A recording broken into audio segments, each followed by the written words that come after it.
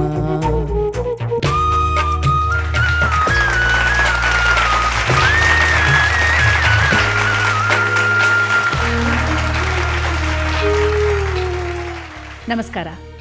ಸುವರ್ಣ news ಅರ್ಪಿಸುವ ಅಮ್ಮ ಕಾರ್ಯಕ್ರಮಕ್ಕೆ ತಮಗೆಲ್ಲರಿಗೂ ಹಾರ್ದಿಕ ಸ್ವಾಗತ. ಅಮ್ಮನ ಬಗ್ಗೆ ಮಾತಾಡೋದಕ್ಕೆ ಈ ವೇದಿಕೆಗೆ ಒಬ್ಬ ಗಣ್ಯರು ಬರೋದು ವಾಡಿಕೆ. ದೇವಲೋಕದಿಂದ ಬಂದವರು ದೇವತೆಗಳು, ಭೂಲೋಕದಿಂದ ಬಂದವರು ಮನುಷ್ಯರು, ಮಧ್ಯದಲ್ಲಿ ಒಂದು ಲೋಕ ಇದೆ, ಅದು ಗಂಧರ್ವ ಲೋಕ, ಅಲ್ಲಿಂದ ಬಂದವರು ಕಲಾವಿದರಾಗ್ತಾರೆ ಅಂತ ಹೇಳ್ತಾರೆ. ಅಂಥ ಒಬ್ಬ ಕಲಾವಿದ ನಮ್ಮ ನಿಮ್ಮ ನಡುವೆ ಓಡಾಡಿಕೊಂಡಿದ್ದಂಥ ಪುಟ್ಟ ಹುಡುಗ ಒಂದು ದಿನ ಇದ್ದಕ್ಕಿದ್ದ ಹಾಗೆ ಸಿನಿಮಾದ ನಾಯಕ ನಟನಾಗಿ ಎಕ್ಸ್ಕ್ಯೂಸ್ ಮೀ ಅಂತ ಹೇಳ್ತಾ ನಮ್ಮ ಮುಂದೆ ಬಂದು ನಿಲ್ತಾರೆ. ಅಜಯ್ ರಾವ್ ನಮ್ಮ ಇಂದಿನ ಗಣ್ಯರು.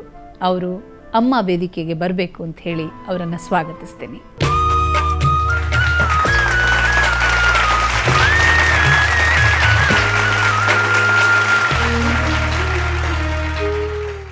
ಅಜಯ್ ರಾವ್, ಸುವರ್ಣ ನ್ಯೂಸ್ ಅರ್ಪಿಸ್ತಾ ಇರುವಂಥ ಅಮ್ಮ ನಿನ್ನ ಎದೆಯಾಳದಲ್ಲಿ ಕಾರ್ಯಕ್ರಮಕ್ಕೆ ತಮಗೆ ಇನ್ನೊಂದು ಸರ್ತಿ ಹಾರ್ದಿಕ ಸ್ವಾಗತ.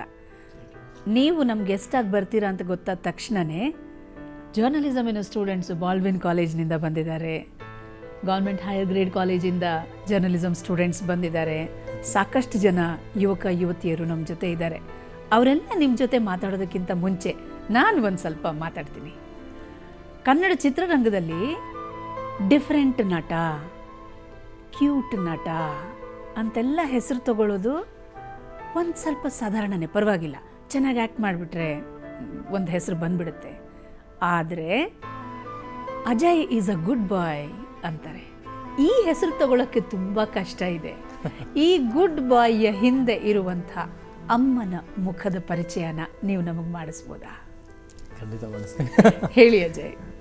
ಇಲ್ಲ, ಅಫ್ಕೋರ್ಸ್ ಅದು ಇಬ್ಬರು ತಂದೆ ತಾಯಿ ಇಬ್ಬರಿಂದ ಬಂದಿರತಕ್ಕಂಥ ಸಂಸ್ಕೃತಿ ಮನೆಯಲ್ಲಿ. ನಾನು ಮಾತ್ರ ಅಲ್ಲ, ನಮ್ಮ ಮನೇಲಿ ನಮ್ಮ ಅಕ್ಕ, ನಮ್ಮ ಅಣ್ಣ, ನಾನು. ನಮ್ಮ ತಂದೆ ಯಾವಾಗಲೂ ಹೇಳ್ತಾ ಇರೋದು ಏನಂದರೆ, ಎಜುಕೇಷನ್ ಅಥವಾ ನಾವು ಎಷ್ಟು ಕ್ವಾಲಿಫಿಕೇಷನ್ ತೊಗೊಳ್ತೀವಿ ಅದಕ್ಕಿಂತ ನಮ್ಮ ಹ್ಯೂಮ್ಯಾನಿಟಿ, ನಮ್ಮ ಎಜುಕೇಷನ್, ನಮ್ಮ ಕಲ್ಚರ್ ಅದು ತುಂಬ ಇಂಪಾರ್ಟೆಂಟ್ ಆಗಿರುತ್ತೆ ಅಂತ. ಅದು ನಮ್ಮ ತಂದೆ ಹೇಳಿದ್ದು. ಬಟ್ ನಮ್ಮ ತಾಯಿ ಅದನ್ನು ನಮ್ಮ ಕೈ ಹಿಡಿದ್ಬಿಟ್ಟು ಆ ದಾರಿಯಲ್ಲಿ ನಡ್ಸ್ಕೊಂಡು ಹೋದವರು.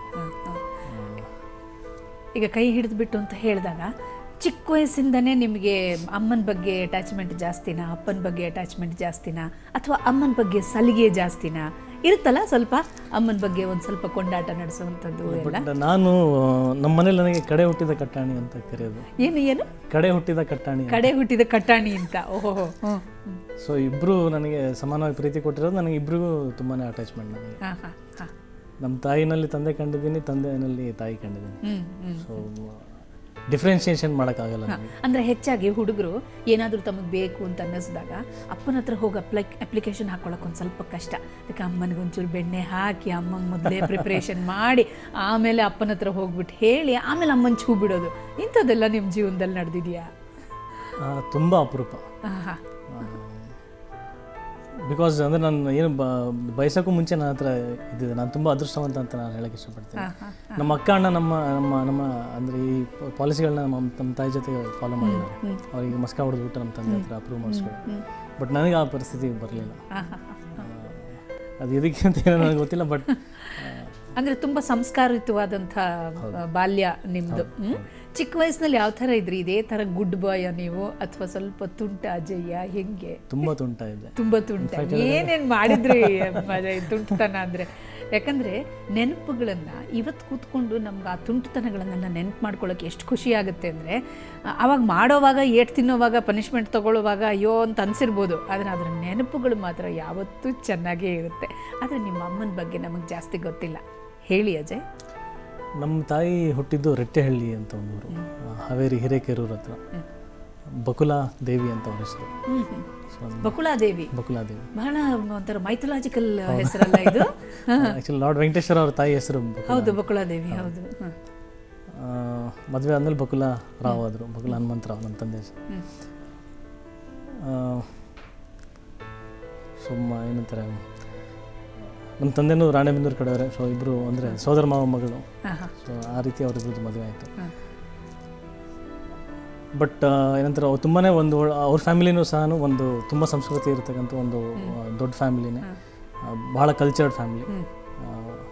ಕನ್ನಡ ಮತ್ತು ನಮ್ಮ ಸಂಸ್ಕೃತಿ, ನಮ್ಮ ದೇಶ, ಭಾಷೆಯ ಬಗ್ಗೆ ತುಂಬ ಅಭಿಮಾನ ಇರತಕ್ಕಂಥ ಒಂದು ಕುಟುಂಬ. ಸೊ ಆ ಥರ ಫ್ಯಾಮಿಲಿಯಿಂದ ಬಂದಿರತಕ್ಕಂಥವ್ರು. ಅವ್ರ ಮಗನೇ ನಾನು ಹುಟ್ಟಿದ್ದೀನಿ. ಓಕೆ. ಈಗ ಕಡೆ ಕಟ್ಟಾಣಿ ಅಂತ ಹೇಳಿದ್ರಲ್ಲ ನೀವು, ಆ ಥರ ಹೆಸರಿಡಕ್ಕೆ ಏನೋ ಒಂದು ಕಾರಣ ಇದ್ದಿರಬೇಕಲ್ಲ, ಯಾಕೆ ಕಡೆ ಕಟ್ಟಾಣಿ ಅಂತ ಕರಿತಿದ್ರು? ಅಲ್ಲ, ಕೊನೆ ಮಗ ನಾನು. ಕೊನೆ ಮಗ. ಅಂದರೆ ಆ ಕಟ್ಟಾಣಿ ಅನ್ನೋ ಪದಕ್ಕೆ ಸ್ಪೆಷಲ್ ಆಗಿ ಏನಾದರೂ ಅರ್ಥ ಇದೆಯಾ ಅಂತ? ಕಟ್ಟಾಣಿ ಸ್ಪೆಷಲ್ ಅರ್ಥ ನನಗೇನು ಗೊತ್ತಿಲ್ಲ, ಬಟ್ ಒಂದು ಏನಂತಾರೆ ತುಂಬ ಹತ್ತಿರವಾಗಿರ್ತಕ್ಕಂಥವ್ರು, ತುಂಬ ಮುದ್ದಾಗಿರ್ತಕ್ಕಂಥ ಒಂದು ಪುಟಾಣಿ ಮಗುವಿಗೆ. ಅಂತೂ ಒಪ್ಕೊಂಡ್ಬಿಟ್ರೆ ನೀವು ಮುದ್ದಾಗಿದ್ದೀರಾ ಅಂತ. ಅಜಯ್ ಅಂತ ಹೇಳಿದ ತಕ್ಷಣನೇ ಆ ನಗುನಲ್ಲಿರುವ ಆ ಕ್ಯೂಟ್ನೆಸ್ ನಮಗೆ ಗೊತ್ತಾಗ್ತಾ ಇರುತ್ತೆ, ಅವ್ರ ಇಡೀ ವ್ಯಕ್ತಿತ್ವದ ಹಿಂದೆ ಇರೋ ಸಂಸ್ಕಾರ ಗೊತ್ತಾಗ್ತಿರುತ್ತೆ. ಆದರೆ ಇಂಥ ಅಜಯ್ ಏನು ತುಂಟತನ ಮಾಡಿರ್ಬೋದು ಅಂತ ಒಂದು ಕ್ಯೂರಿಯಾಸಿಟಿ ಕೂಡ ಇರುತ್ತೆ, ಅದರಿಂದಾಗಿ ಹೇಳಿ. ಇಲ್ಲ, ಸ್ಕೂಲಲ್ಲಿ ತುಂಬ ಗಲಾಟೆ ಮಾಡೋನು, ಹೋಮ್ವರ್ಕ್ ಮಾಡ್ತಾ ಇರಲಿಲ್ಲ. ಮತ್ತೇನು ಗುಡ್ ಬಾಯ್? ಹೇಳಿ ಹೇಳಿ. ತುಂಬ ಗಲಾಟೆ ಮಾಡೋನು, ಜಗಳ ಮಾಡೋನು, ಯಾರಿಗಾದರೂ ಹೊಡಿತಾ ಇದ್ದೆ. ಒಂಥರ ಸ್ಕೂಲ್ನಲ್ಲೇ ರೌಡಿ ಕ್ಯಾರೆಕ್ಟರ್ಸ್ ಥರ ಇತ್ತು ನಮ್ಮದು ಒಂದು ಗ್ಯಾಂಗ್. ಈಗ ಯಾರು ನಂಬಲ್ಲ ಆ ಥರ ಹೇಳಿದರೆ. ಖಂಡಿತ ನಾನಂತೂ ನಂಬಲ್ಲಪ್ಪ. ನಾನು ಒಂದು ಸಿನಿಮಾದಲ್ಲಿ ನಿಮ್ಮ ಅಮ್ಮ ಆಗ ಆ್ಯಕ್ಟ್ ಮಾಡಿ, ಹೌದು, ಎಂಥ ಗುಡ್ ಬಾಯ್ ನೀವು.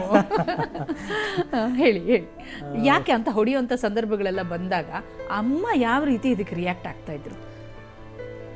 ಅಫ್ಕೋರ್ಸ್ ಅವರು ಸ್ಟ್ರಿಕ್ಟ್ ಆಗಿರೋ ಟೈಮಲ್ಲಿ ಸ್ಟ್ರಿಕ್ಟ್ ಆಗಿದ್ದಾರೆ, ಬಟ್ ಯಾವತ್ತೂ ನಮಗೆ ಹೊಡೆದಿಲ್ಲ. ಬಟ್ ಅವ್ರ ಮಾತುಗಳು ಅಷ್ಟೇ ಎಫೆಕ್ಟಿವ್ ಆಗಿರೋದು. ಆಮೇಲೆ ನಮ್ಮನ್ನು ತಿದ್ದವ್ರು, ಪ್ರೀತಿಯಿಂದನೇ ತಿದ್ದವ್ರು. ಹೇಗೆ ತಿದ್ತಾ ಇದ್ರು ಅಮ್ಮನ ರೀತಿಲಿ ಒಂದ್ಸತಿ ಹೇಳಿ ತೋರಿಸಿ ಅಜಯ್. ಇಲ್ಲ, ನಾನು ಹೇಳೋದು ತುಂಬ ಕಷ್ಟ ಅದು. ಬಟ್ ಕರ್ಸ್ಬಿಟ್ಟು ಕೂಡಿಸ್ಬಿಟ್ಟು ಸಮಾಧಾನ, ಅಂದರೆ ಹಿಂದಿನ ಹಿಸ್ಟ್ರಿ ಏನು ನಡೆದಿತ್ತು, ಯಾರು ತಪ್ಪು ಸರಿ, ಅದನ್ನೆಲ್ಲ ಪರಿಗಣಿಸೋದು. ಬಟ್ ತುಂಬ ಏನಂತಾರೆ ಕಷ್ಟಪಟ್ಟಿದ್ದಾರೆ ನನ್ನಿಂದ. ಸ್ಕೂಲಲ್ಲಿ ಎವ್ರಿ ವೀಕ್ ಅವ್ರು ಬರೋರು. ಹೇಳಿ ಕಳಿಸ್ತಾ ಇದ್ರು, ಕಾಲ್ ಬರ್ತಾ ಇತ್ತು. ಹೌದು, ನಾನು ಹೊರಗಡೆ ನಿಂತಿರ್ತಾ ಇದ್ದೆ, ನನಗೆ ಗೊತ್ತಿರೋದು ಇನ್ನೊಂದು ಅವರೆಲ್ಲ ಅಮ್ಮ ಬರ್ತಾರೆ ಅಂತ. ಸ್ಕೂಲ್ ಗೇಟಲ್ಲಿ ಹಂಗೆ ನಡ್ಕೊಂಡು ಬರೋರು ಅಮ್ಮ. ಸಾರಿ, ಫೋನ್ ಬಂದಿರೋದು, ಹೆಡ್ ಮಾಸ್ಟರ್ ಹತ್ರ ಮಾತಾಡೋರು.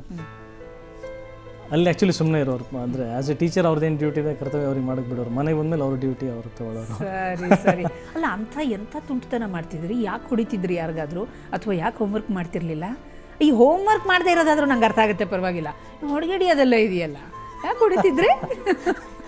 ಈಗ ಅರ್ಥ ಆಗಲ್ಲ. ಚಿಕ್ಕ ಪುಟ್ಟ ಗಲಾಟೆಗೆ ಹೊಡಿತಾ ಇದ್ರಿ. ಅದಕ್ಕೆಲ್ಲ ನಿಮ್ಮ ಅಮ್ಮನ ಕರೆಸ್ತಾ ಇದ್ರು ಸ್ಕೂಲ್ಗೆ? ಅಮ್ಮ ಹೇಳ್ತಿರ್ಲಿಲ್ವಾ ಅವಾಗ, ಇನ್ನೊಂದ್ಸತಿ ನನ್ನ ಸ್ಕೂಲ್ವರೆಗೂ ಕರ್ಕೊಂಡು ಬರಬಾರ್ದು ನೀನು, ಇನ್ನೊಂದ್ಸತಿ ನಾ ಬರೋ ಹಂಗೆ ಆಗಬಾರ್ದು ಅಂತೆಲ್ಲ ಹೇಳ್ತಾ ಇದ್ರು?